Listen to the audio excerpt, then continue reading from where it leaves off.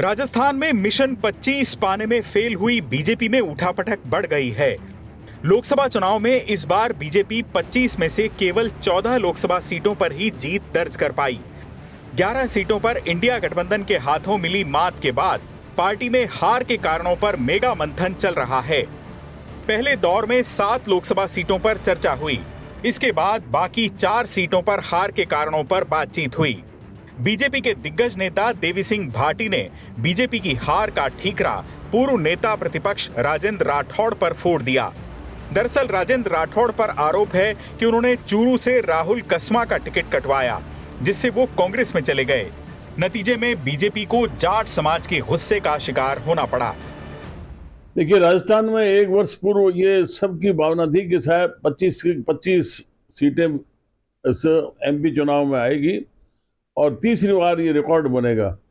लेकिन हमारे राजेंद्र राठौड़ बिहार ने ये ऐसी गोटियां खेली वहां प्रदेश के अंदर और वहां केंद्र में जाके उसके बाद में ऐसा नक्शा बिगड़ा कि जाट तो कोई बीजेपी के साथ जो समर्थक थे पूरे कट्टर, वो भी नहीं रहे। बहुत बड़ा नुकसान इससे हुआ। खुद को घिरता देख राजेंद्र राठौड़ का असहज होना लाजमी था। राठौड़ सीधे दिल्ली पहुंच गए। गृह मंत्री अमित शाह से मुलाकात की। इस मुलाकात को लेकर राजस्थान में राजनीतिक चर्चाएं जोरों पर हो रही हैं। कहा जा रहा है कि राहुल कस्वां एपिसोड से राठौड़ काफी परेशान हैं, लिहाजा दिल्ली जाकर आलाकमान के बीच डैमेज कंट्रोल में जुट गए हैं। राजस्थान में बीजेपी के टिकट वितरण पर भी काफी सवाल उठ रहे हैं।